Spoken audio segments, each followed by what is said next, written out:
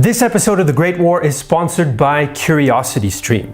So go to curiositystream.com/thegreatwar and you can sign up. And if you do, you'll also get access to Nebula, where you can watch current Great War episodes and other creators ad-free. There'll be more information at the end of this video and in the video description. It's January 1921. And the Ethiopians have sent a key piece of news to the British.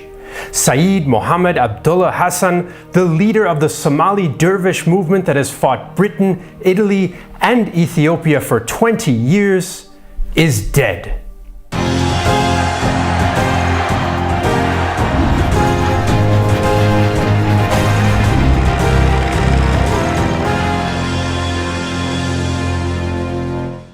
Hi, I'm Jesse Alexander and welcome to The Great War. The parts of East Africa inhabited by Somali peoples had been colonized by the European powers relatively late in the 19th century.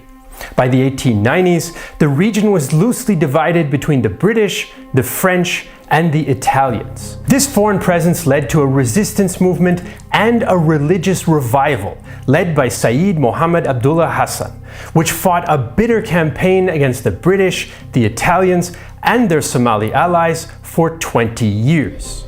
In this episode, we'll take a look at events in Somalia up until the death of Hassan and the end of his movement exactly 100 years ago in January 1921. In 1895, Somalia was a region mostly under the influence of the British and Italians, who'd established colonial rule but mostly stayed in a few port cities and exercised their power indirectly through local proxies. They had little presence or influence in the interior of the region. The Italians had treaties with the local sultanates of Obbia and Majertene, but their rulers regularly went their own way. Somali society was even further fragmented because it was based around independent pastoral tribes who often fought each other and raided into Ethiopian territory as well. This fragile situation was soon to be shaken even further by the return of Somalia to a man by the name of Mohammed Abdullah Hassan, who was called the Mad Mullah by the British or the Sayyid by many Somalis, also known as the Master. Hassan had studied Islam in the British protectorate of Aden under the influential cleric Muhammad Saleh, who preached a very strict brand of Islam associated with the Wahhabist revival in Arabia. Hassan was also unhappy with the presence of Europeans in his homeland, and legend has it that as he disembarked in Somalia, he argued with a British customs official and was angered at seeing Somali children in the care of French missionaries. Now, historians debate as to whether his religion or his anti-colonialist nationalism was more important, or whether they can even be separated. But what's clear is that both of these motivations underpinned a movement that would change the history of the Horn of Africa.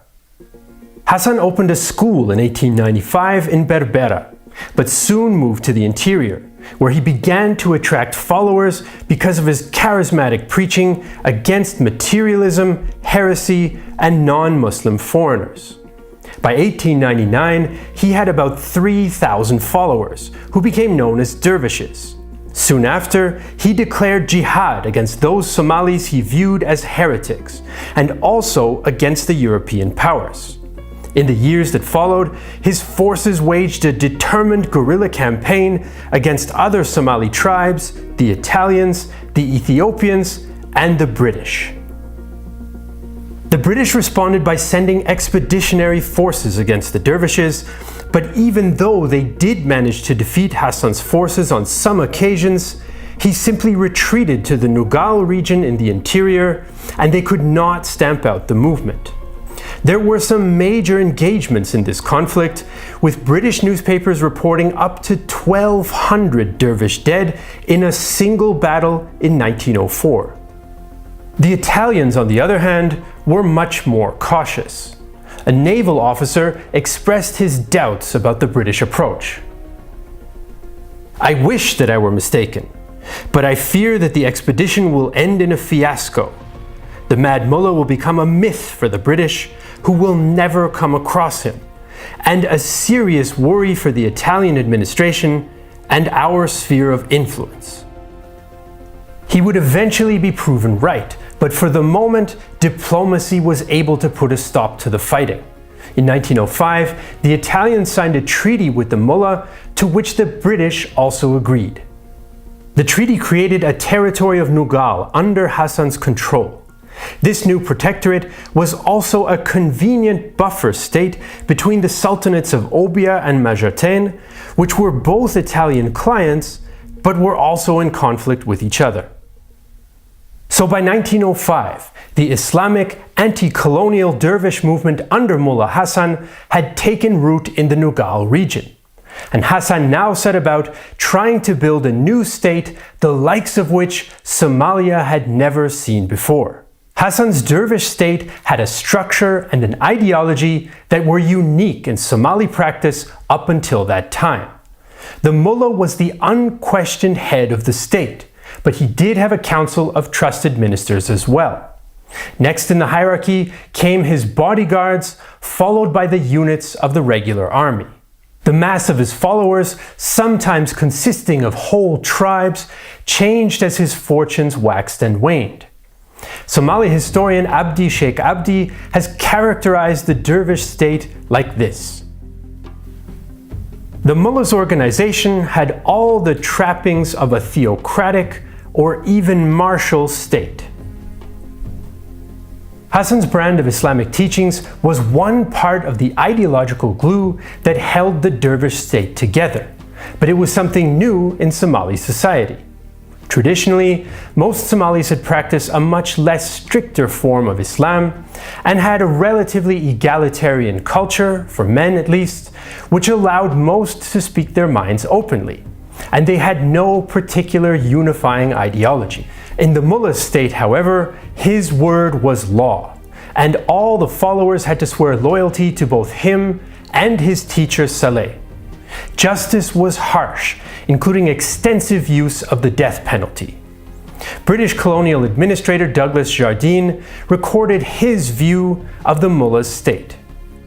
The mullah was, of course, well aware that there is not in British Somaliland a native ruler who has any control over his tribe so effective that it would impel the tribesmen to do anything they disliked from loyalty to their duly constituted leader.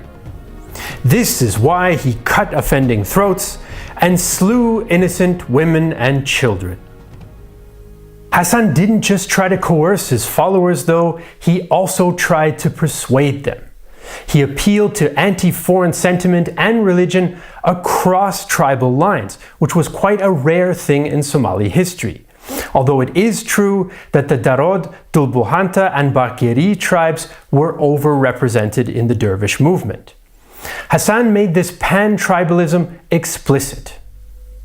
I also inform you that I am a pilgrim and a holy fighter, and have no wish to gain power and greatness in this world. Neither am I of the tribes Dolbohanta, the Warsangli, the Mijatain, nor the Ogadi. And I am not of the hypocrites.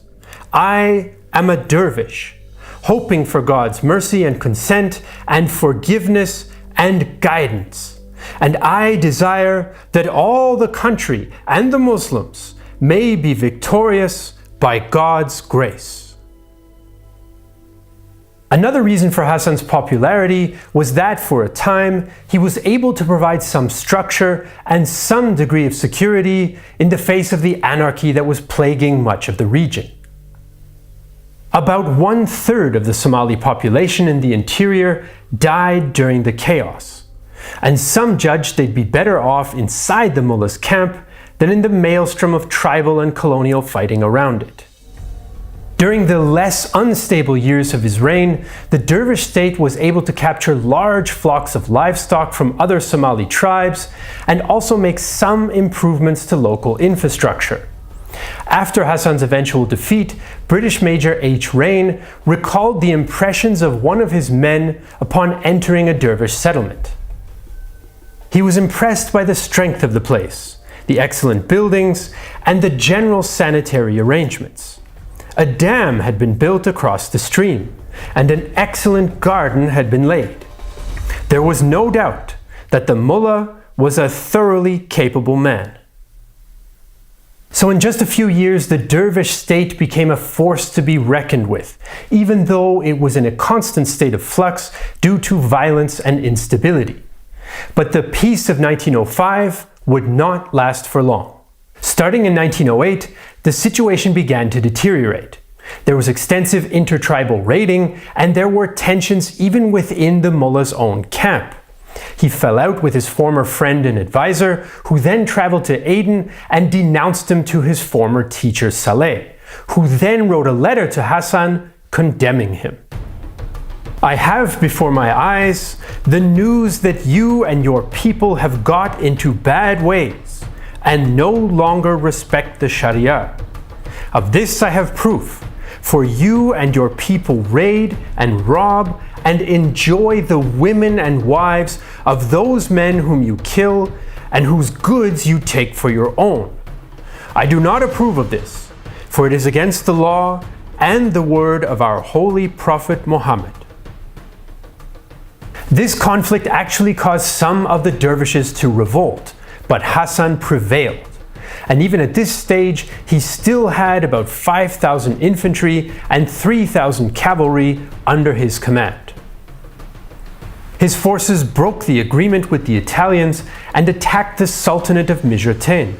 But this time, they were driven out of the Nugal and into British Somaliland to the north, where he then clashed with British forces and their Somali allies, which forced them to retreat to the coastal towns. In 1913, Hassan made his base at Taleh, where there was a major fort. So the dervish movement was now more of a British problem than an Italian one, even though it was still central to the politics of the entire region, as Italian Foreign Minister Francesco Guicciardini pointed out in 1910. Until the phenomenon of the mullah is eliminated or modified, it does not seem right to me to hope that the region will overcome the present phase of insecurity and of anarchy and enter into the phase of political and economic settlement. To remove this tumor from the breast of Somalia, we must employ a consistent, bland remedy, weakening the mullah by making the coastal and land blockade about him ever tighter, and by increasing the powers of resistance of the sultanates and of the peoples that surround him. So by 1913, Hassan's dervish movement was now based in British Somaliland after further fighting. In 1914, the outbreak of the Great War would once again reshuffle the cards in the Horn of Africa. Now, Somalia was not directly involved in the Great War, but it was nonetheless affected. The Germans and Ottomans encouraged Muslims in Allied colonies to rise up. And in 1917, the Ottoman Sultan Mehmed V even made Hassan Emir of Somalia, on paper at least, and even the paper letter informing him of his promotion was intercepted by the Italians. Hassan did request Ottoman troops, but none were sent, although the Central Powers did try to bring Ethiopia under their influence, and Hassan was positively disposed to an alliance with the new Muslim Emperor of Ethiopia, Liji Iyasu, in 1916. But since Iyasu was deposed a few months later, any plans for cooperation with Ethiopia simply fell through. One German did end up in Somalia by accident during the war, but he was a mechanic who was taken to the mullah's court and forced to repair old rifles on pain of flogging. So with no support from the Central Powers and no Ethiopian alliance, the mullah was not able to take advantage of the British and Italian commitments in Europe during the World War. Although his situation was becoming more and more unfavorable, Hassan remained defiant. In March 1917, he vigorously denied British accusations that he'd been negotiating with the Central Powers. "It is you who have joined with all the peoples of the world, with harlots, with wastrels, and with slaves, just because you are so weak. But if you were strong, you would have stood by yourself as we do, independent and free. Your allies are strong, and it is because of your weakness that you've had to solicit, as does a prostitute. Overall, 1914 to 1918 was a relatively quiet period in Somalia in terms of actual fighting, but that would change after the armistice in November 1918. Hassan's dervish state was now in a vulnerable situation. There was no support forthcoming, no matter even how remote or symbolic, from the Ottomans, and his state was now hemmed in the interior, with no access to the coast or to any port city to import weapons. And it was surrounded by hostile tribes and British-funded scouts. This meant that Hassan could not offer as much protections to his followers as he had in the past, and this led to an increased amount of desertions. In addition, dervish efforts to build a more stable state now actually began to work against them. Instead of being able to wage mobile guerrilla warfare against their enemies as they had in the past, the dervishes now depended on a network of stationary forts.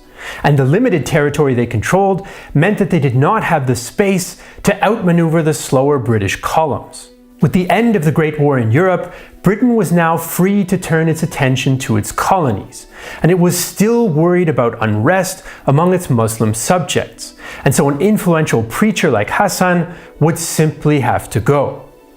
Some have also suggested that revenge may have been a motivating factor, since Colonial Secretary Winston Churchill may have wanted to make up for the embarrassing British withdrawal from the interior of Somaliland years before.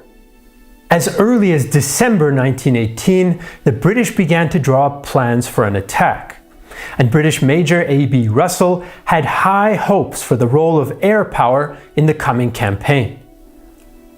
The hope and expectation was that the sudden and unexpected attack from the air, a possibility hitherto unthought of by the mullah and his followers, could cause a moral collapse, and that mopping up would then be easy.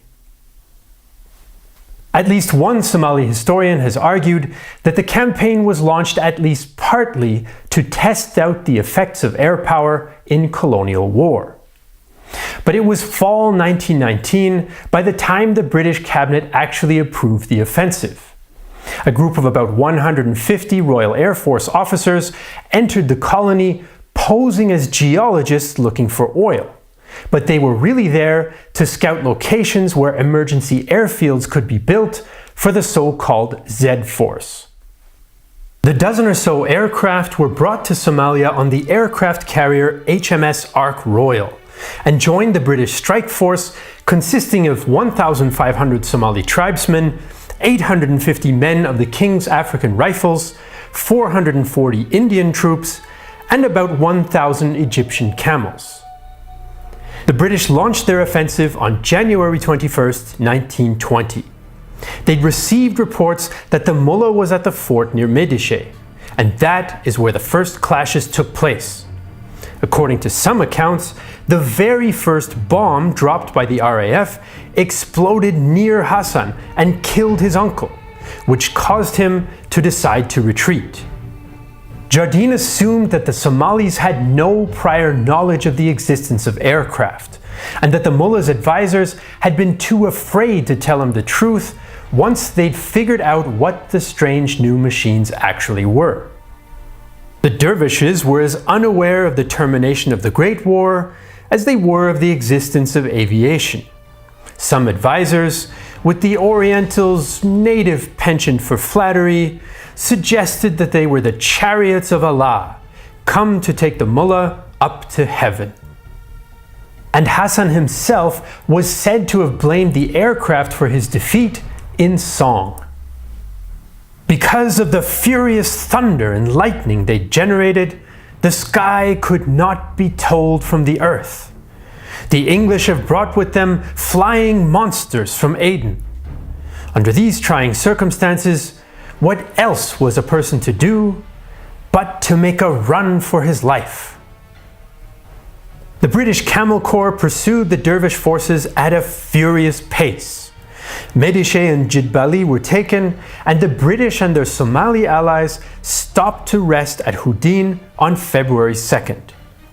During one 72-hour period, they'd advanced 150 miles and captured large amounts of weapons, supplies, and herds of livestock. But they had not caught the mullah. Some historians have suggested that it was a military mistake for the mullah to have retreated, since his forts were actually well built and the British bombs were in fact quite small. Major Russell was impressed when he inspected the fortress at Houdin. It would have required heavy artillery to have much impression on the forts, as they all had walls 9 feet thick.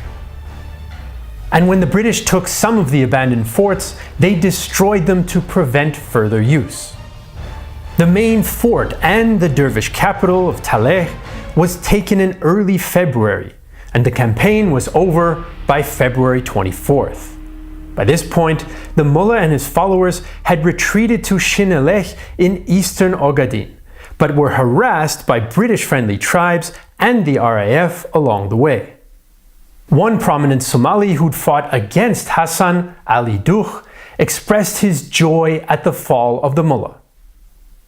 The fall of those who have treated one unjustly occasions exultations and joyous celebration. Now watch with glee as the horrid priest is driven about like tumbleweed by the wind devils. So the British had defeated the dervishes, and now they sent out a peace mission which included several Somali tribal leaders in order to negotiate. They reached Hassan on April 27th with a letter from Governor Archer. After wishing the mullah good health, he offered the British terms: an assigned territory for the dervishes to live on, freedom of religion, and acceptance of the exclusive British right to resolve disputes between Somali tribes. The mullah listened to the British envoys, but he never did send a response, and he remained isolated in his camp until January 1921, when he died of influenza, even though there's still some debate about the exact date. His last message to his followers reflected both his religious and nationalist beliefs. There is no prosperity or peace that can come from entering into treaties and agreements with the infidel, for he cannot be trusted. Even if I failed to get a flag that would be flown for me between here and Nairobi, have I failed to get God's mercy and the gift to see the Prophet's face?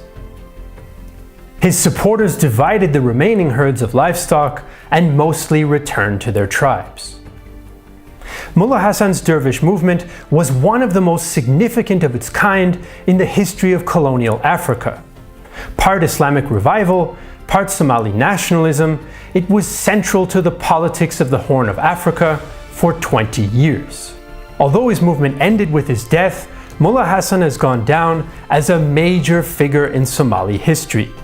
The Mad Mullah to the British, an African Napoleon to the Italians, and to many others, a great poet, an anti-colonial resistance leader, and the father of Somali nationalism. The end of the dervish movement did not bring an end to the instability in Somalia. Tribes loyal to the Obiya and Mijatain sultanates lodged competing claims immediately after Hassan's death, and the British and Italian colonial interests remained. Peace in the Horn of Africa was a long way off. Now, the conflict between the British and the Somali dervish movement is not one that you'll often see covered on other history YouTube channels. Now, frankly, in the grand scheme of YouTube's reach, history is a bit of a niche topic, and they haven't made it any easier on creators like us to bring you a detailed and hopefully objective view of historic events. That's why we crowdfunded and released our Battle of Berlin documentary, 16 Days in Berlin, specifically outside of YouTube, where 250 of our videos were retroactively demonetized because they changed their rules years after these videos were made. And given this kind of climate, we've taken further steps to be safe in the future. We teamed up with some other creator friends to have a platform where we don't have to worry about YouTube's capricious actions. This platform is called Nebula, On Nebula, you can watch top educational creators like us ad-free and support them at the same time. For example, this video you're watching now doesn't have this very ad on Nebula. And we can publish content there which we can't put on YouTube, like our documentary series 16 Days in Berlin, which I've just mentioned. So what does this have to do with CuriosityStream, another platform for classic, high-quality documentary content? They like what we're doing on Nebula, and they're supporting it with a pretty sweet deal. If you sign up for CuriosityStream through curiositystream.com/thegreatwar, you get access to 2 platforms instead of 1. So signing up through curiositystream.com/thegreatwar gets you access to both CuriosityStream and also to Nebula. And right now, you can sign up for 41% off, less than $12 for an entire year. It's not a trial or anything. You'll have access to Nebula as long as you're signed up for CuriosityStream. So if you want to watch a fascinating documentary about Australian nurses in the Vietnam War, you can do that on CuriosityStream. And if you want to watch the most detailed documentary about the Battle of Berlin, you can do that on Nebula. So that's curiositystream.com/thegreatwar, and right now it's 41% off, less than $12 a year. As usual, you can find all the sources we used for this video in the video description. And if you want to support our channel, you can do so on Patreon, and you'll find a link for that in the video description as well. I'm Jesse Alexander, and this is The Great War 1921, a production of Real Time History and the only YouTube history channel that wants you to know that in Somalia 100 years ago, one rifle cost 300 camels.